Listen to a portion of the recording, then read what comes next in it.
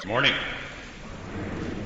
If you weren't here at the beginning, we're doing a 4-week study on the Ten Commandments beginning today, and also after the service, if you want, if you're interested, we'll meet in here, just right over here, and try to take a fresh look at the Ten Commandments. So hopefully you can join us for that. We'll start at 10:30 sharp, so hopefully you'll have a little time for some fellowship and some snacks, and then join us for a little Bible study.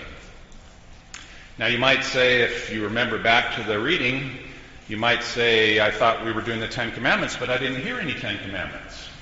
And I heard of somebody who said that 19 comes before 20. So that's the reason for that. We had to start in chapter 19 before we could get to chapter 20, where the Ten Commandments are. And the reason for that is because we want to know the context of how we hear and where we hear these Ten Commandments. So a little bit about what came before. Exodus starts with the people of Israel being in Egypt and being in slavery for 400 years. And Moses has run off. He's in Midian, and he is tending the sheep of his father-in-law. Remember that? And he comes upon a burning bush, and there he meets God. He comes into God's presence. And that's in chapter 3 of Exodus. And God says to Moses, I have seen the misery of my people. So 3 senses. I have seen the misery of my people who are in Egypt. I have heard their cry on account of their taskmasters. Indeed, I know their sufferings, and I have come down to deliver them. So the connection between suffering and God's presence. I have come down to deliver them. And then in chapter 12, so again we started in chapter 19, back in chapter 12, at the end of 430 years, on that very day, all the companies of the Lord went out from the land of Egypt. And so in today's reading, we start with after they left Egypt, so after God brought them out of slavery. And then verse 2 is a little bit curious. After they left Rephidim, and what happened there was they reached the point where there was no water, and they complained against God, and they were thirsty, and they didn't say, God, we don't have any water. They said, God, we don't know that you're with us. Where are you? How come you're not doing something about our thirst?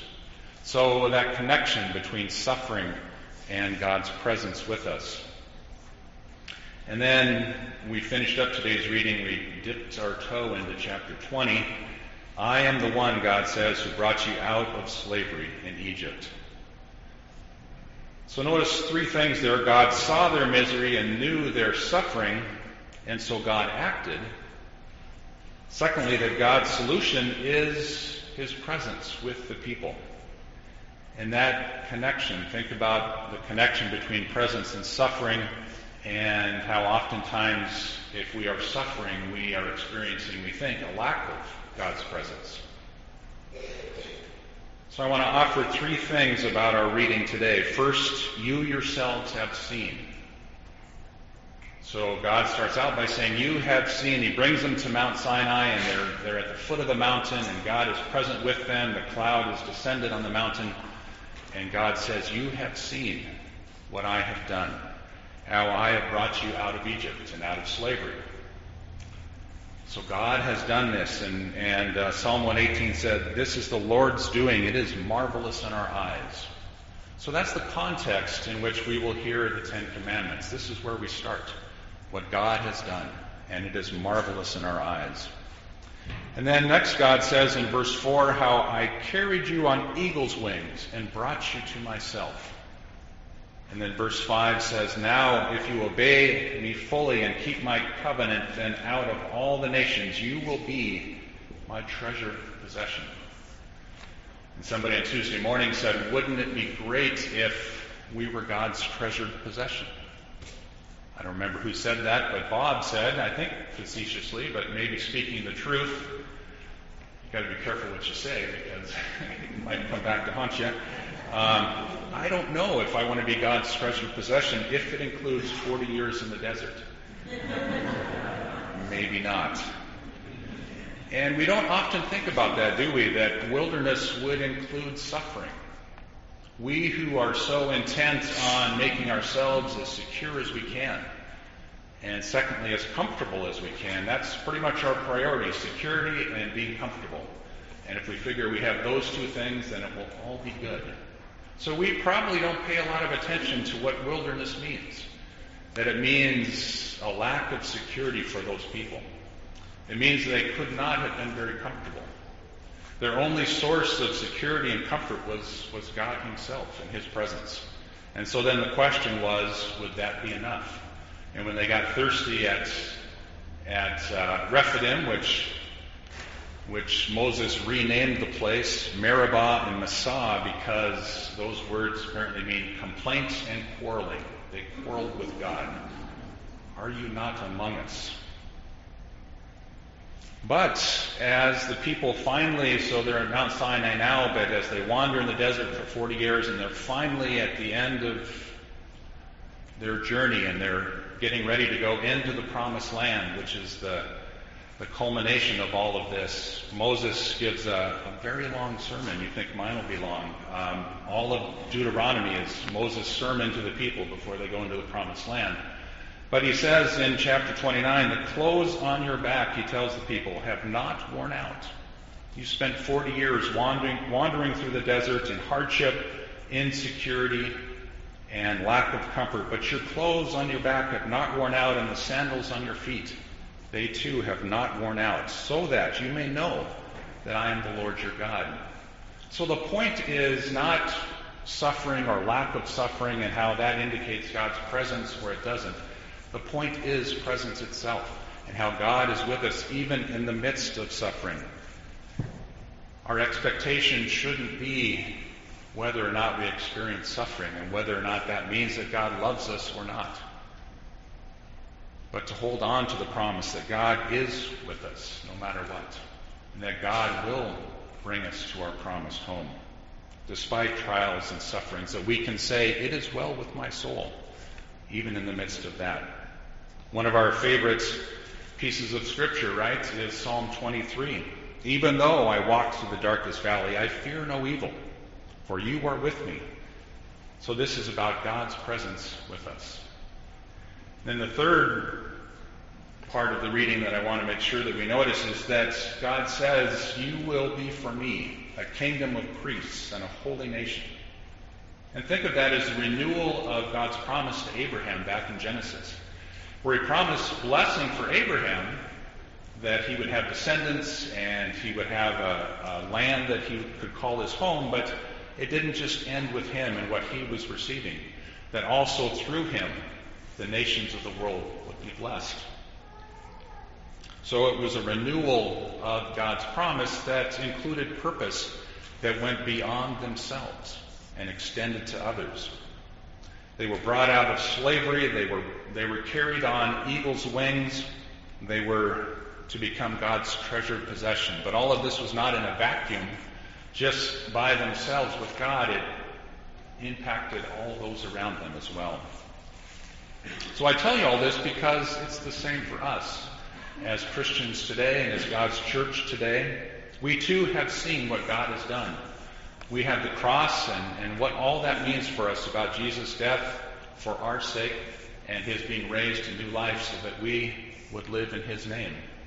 We have seen what God has done, and it is marvelous in our eyes, isn't it? That's why we are here, to worship God. Second, God carries us on wings of eagles and brings us to himself.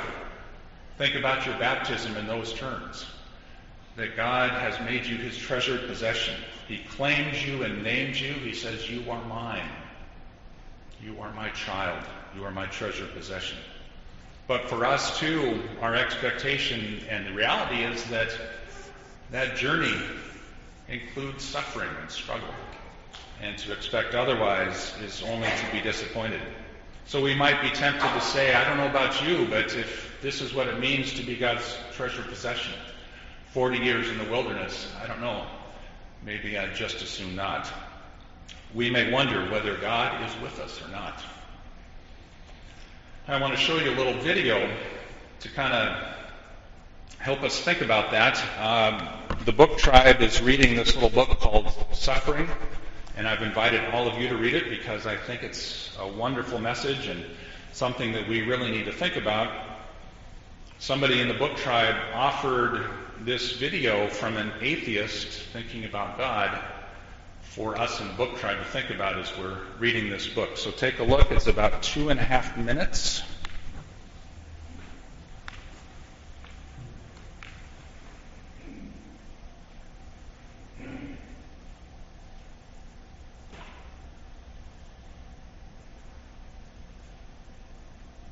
Suppose what Oscar believed in as he died, in spite of your protestations, suppose it's all true, and you walk up to the pearly gates and you are confronted by God.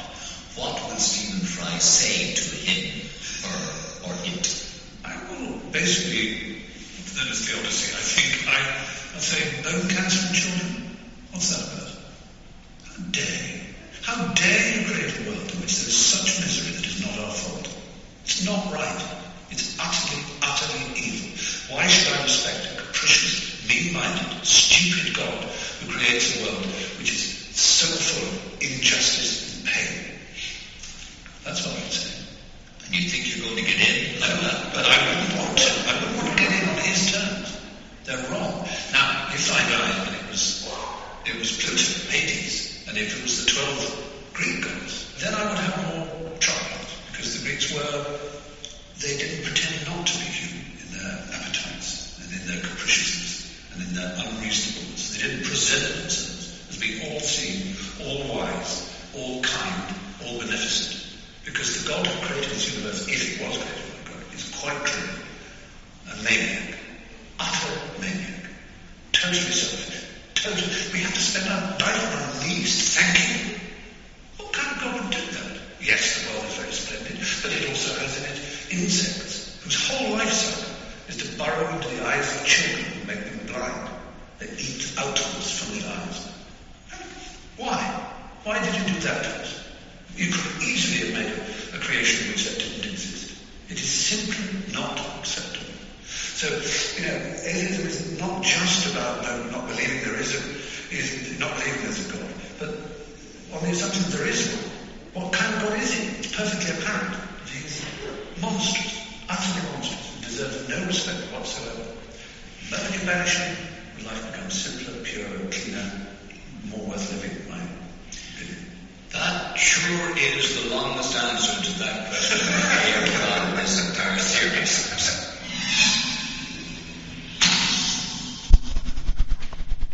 All right. Well, I showed you that because maybe some of us have the same questions. Why do these things happen? Why does suffering happen to good people? Why do bad things happen to good people? And a lot of times maybe we don't have an answer for that.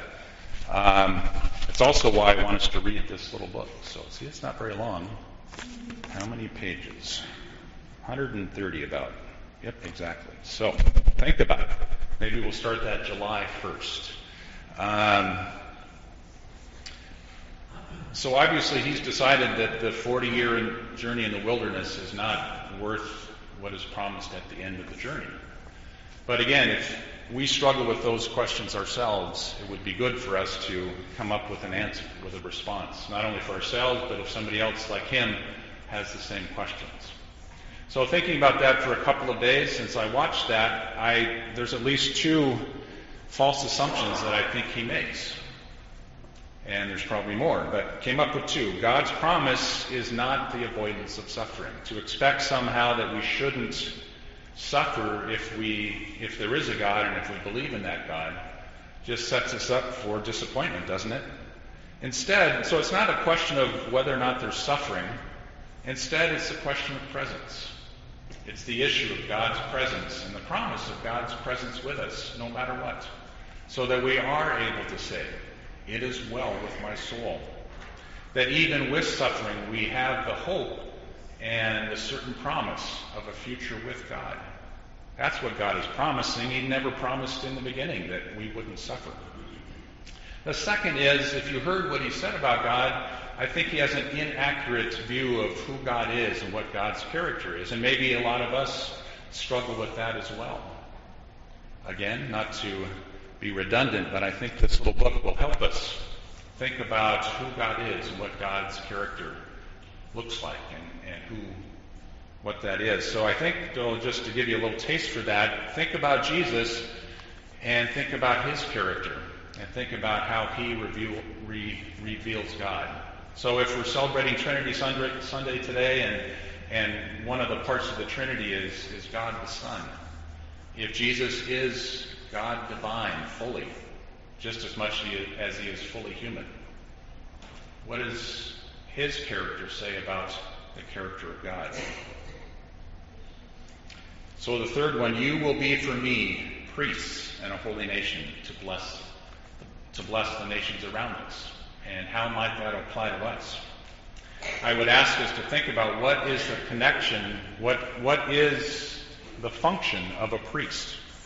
What is the function of holiness? Again, I think a lot of times we think in terms of vacuums, of silos, that holiness is just my pure behavior, that I am holy if I don't sin. I'm holy if I do things right. But what if being a priest is for the people that come and worship, or the nations around us? What if holiness has to do with my neighbor and not just myself? So it kind of changes the equation for us, changes our function. That to think that through us, God will bless those around us.